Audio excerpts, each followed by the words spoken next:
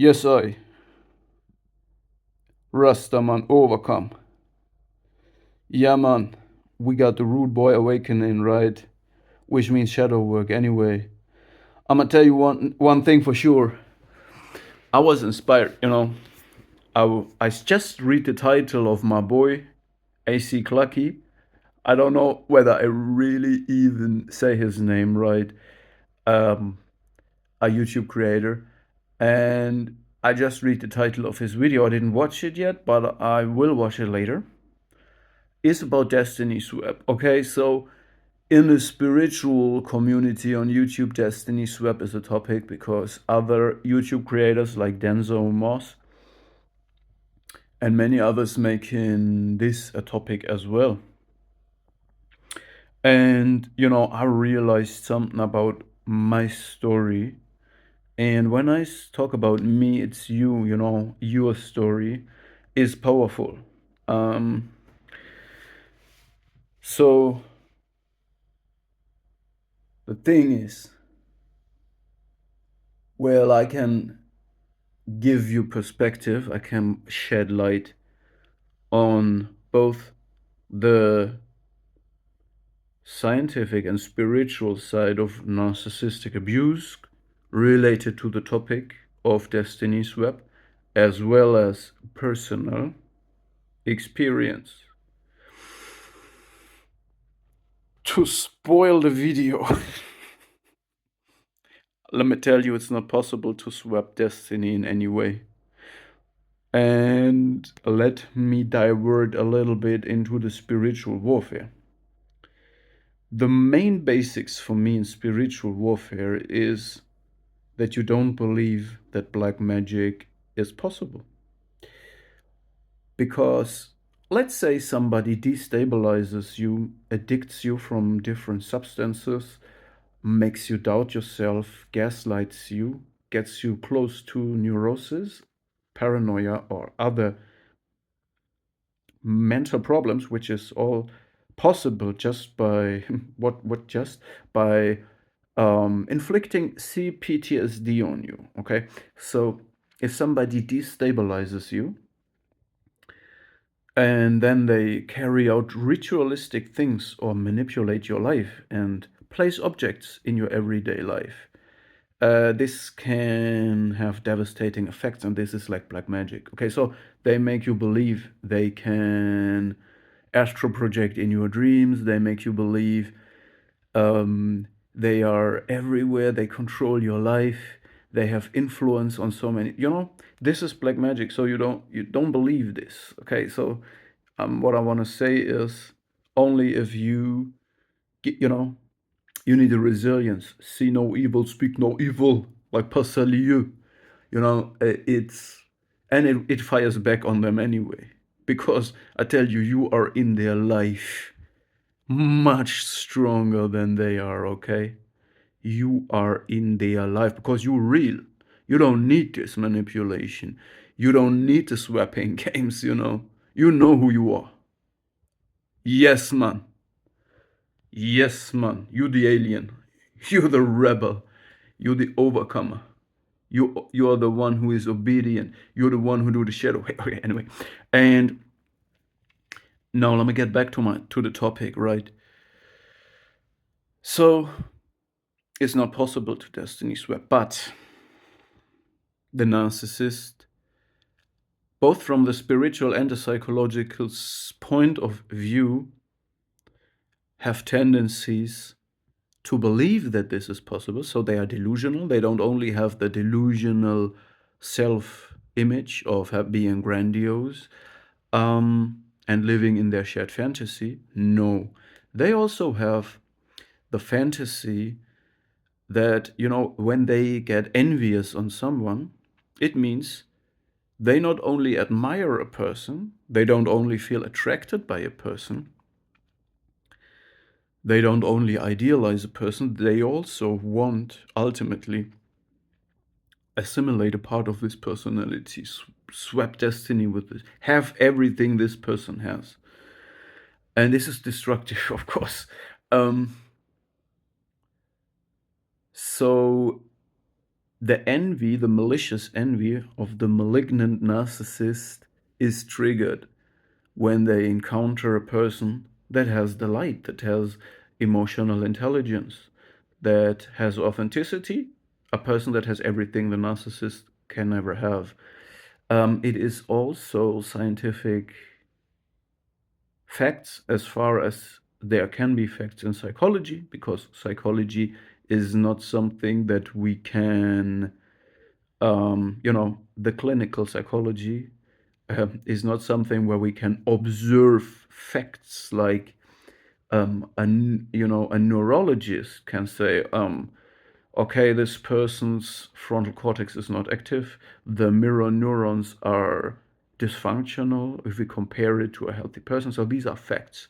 But in this psychological world of models to describe personality disorders and so on, we just use the best models we have, and they are amazing. But again, it's not like we observe something super, to pinpoint. Like, anyway, um, so the narcissist has the tendency to not have a identity core.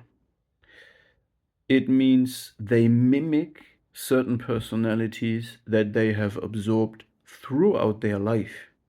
And more often than not, these are personalities they first idealized, and then in this cycle, at the end, they discarded them and even tried to destroy them or get rid of them or run away from them now. Because imagine you are a copycat and you assimilate parts of another personality, and then this personality confronts you, and it has so much light that you just look like a thin paper, like a cheap copy, like a China plastic product. You will try to avoid this person. This is why a lot of narcissists also have this avoidant side. They have also the stonewalling ghost side, which means they suddenly close all doors and shut themselves in because they have to protect their false self and the shared fantasy. And they have to protect it especially from authentic people who share the light that is too strong for them, that makes them look like actors, like fake. Okay? So the facts are narcissists have no identity core. They don't know who they are because they are disconnected from their authentic emotions, and they don't have a real self-confidence. They have a fragile fake self-confidence. Okay? And this means they assimilate traits of other people in the lack. They are like in a fight and flight mode. They are in panic, so to say, because they don't know what to be, how to be in a situation. They're not authentic. They need this supply. They need external patterns to mimic. And so these two things, they need input from other people to copy, and they have this malicious envy on people, which makes them want to replace these people, be these people, be highly competitive where there is no competition. In fact, and they are not, there is no competition, because how can a person that is living based on a false self-image even compete with a person that is authentic? So there is no competition, but the narcissist acts like there is, and in their world, in the dysfunctional family unit world, this is their reality. You need to understand it. They do not participate in the real reality.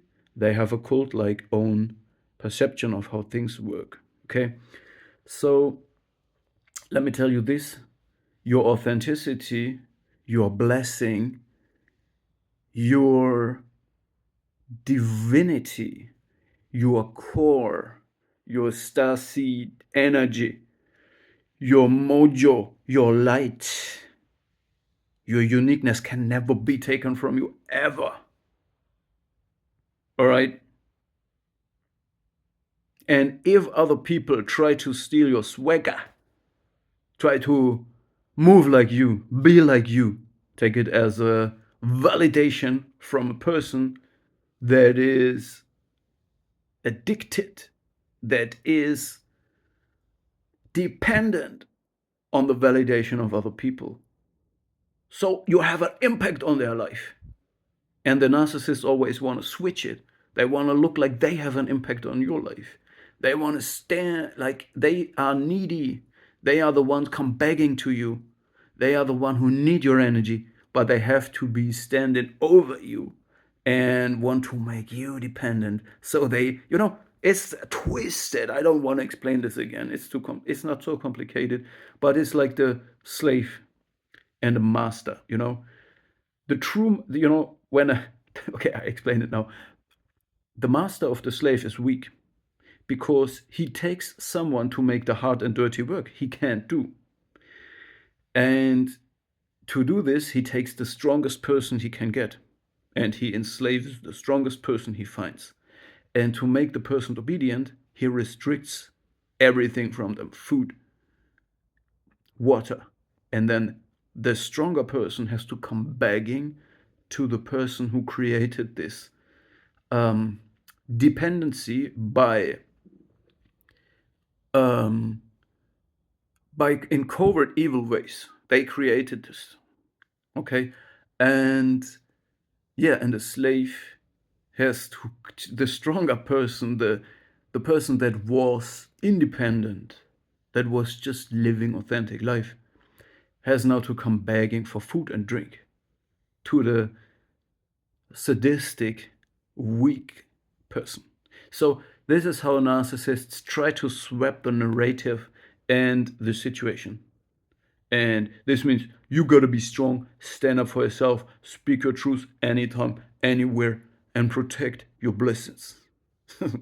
That's about destiny swap. So narcissists have the tendency to do this, and they do this within their dysfunctional